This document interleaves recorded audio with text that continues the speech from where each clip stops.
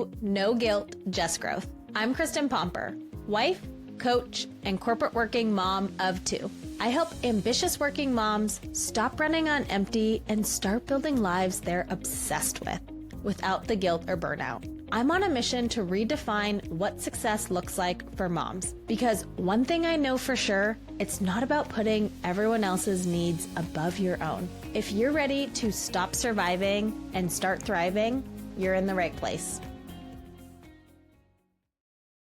Hey gal, welcome back to the show. I am so glad that you're here with me. Before we get into the show, I just want to provide a quick life update because a lot of you have reached out and asked about our house being on the market. As of just a couple days ago, we are under contract. So assuming that the buyer's financing goes well, we will have sold our place. Super exciting. We don't know where we're going yet. We will probably rent for a couple months unless we find something in the next couple of weeks. So stay tuned for more details on that. Okay, let's get into what we're talking about today. Today, we're talking about this concept that has been sitting with me and honestly kind of challenging me for the last couple of weeks. And it's this: you can't level up in the same environment that's keeping you comfortable. Not because comfort is bad, not because you should be pushing harder or like white knuckling through your life, but because growth, real growth, isn't driven by willpower. It's shaped by what and who you're surrounded by every single day. And if you've been feeling restless lately, not like unhappy or ungrateful, just aware that you want more than this current version of your life, I want you to keep listening because this episode isn't about doing more. It's about noticing what and who is quietly shaping you. Here's what I hear from a lot of working moms and what I've felt myself at different points in my life. I'm doing all of the right things, but I still feel stuck. Like I'm not becoming who I want to be. And here's the reality. You're responsible, you show up, you handle your shit in life. You manage work and kids and your marriage, logistics, all of it. But something just feels flat or capped, like you're capable of more, but you're not quite accessing it. And then the guilt kicks in because you're thinking you should be grateful. In fact, you are grateful. But here's the thing. Gratitude doesn't cancel ambition, and appreciation doesn't mean you're done evolving. I think a lot of working moms think something is wrong with them for feeling this way. Like wanting more means you're selfish or ungrateful. But what if it doesn't? What if it just means you're outgrowing something? Sometimes this feeling isn't a problem, it's a signal. There have been seasons in my life where everything looked fine on the outside. I had stability, I had routine, I had predictability, and inside I just felt complacent and restless. I wasn't burnt out. I wasn't miserable. I think I was just understimulated, under-challenged, like this quiet sense that I was capable of more and just not stepping into it. At first, I told myself, maybe this is just adulthood, or this is just the season that I'm in right now. This is what being a working mom looks like. But the feeling didn't go away.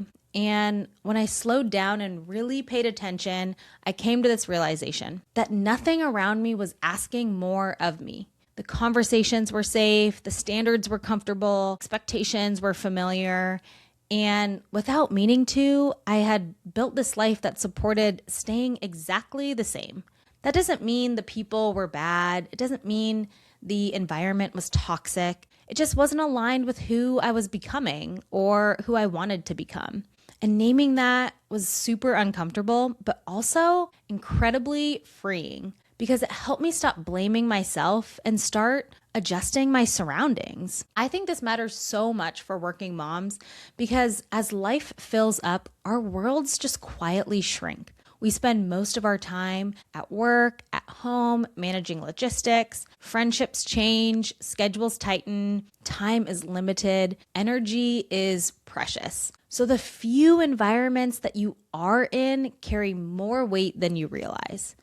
And if those environments normalize exhaustion or downplay ambition or resist growth or encourage staying small, it becomes really hard to expand, even when you want to. Not because you're weak, but because growth requires exposure to something different.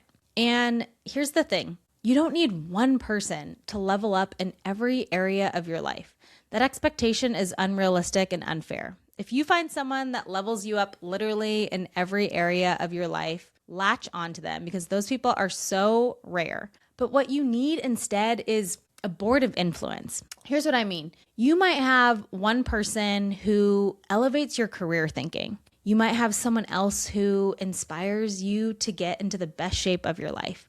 And maybe someone else who grounds you emotionally. And someone else who models calm, intentional presence in motherhood. Those people stretch you just by proximity. They don't just cheer you on. They make you think differently.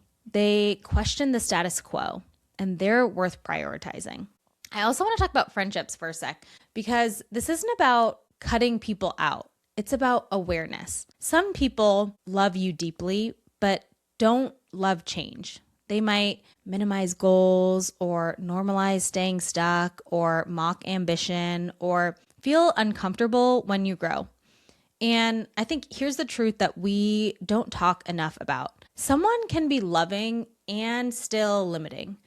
And it's not intentional, and I don't even think it's malicious, but I think this is the hard truth. Growth requires proximity to people who believe improvement is possible. You don't have to abandon anyone.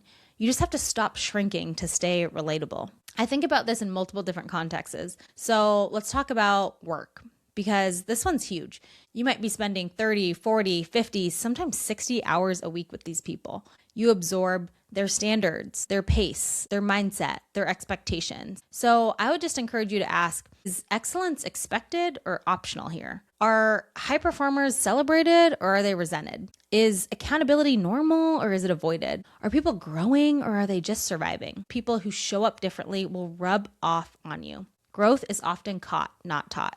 Also, your environment isn't just who you spend your time with. It's what you listen to while you're folding laundry, what you scroll before bed, what fills the quiet moments like your social media feed, your group chats. All of it shapes how you think.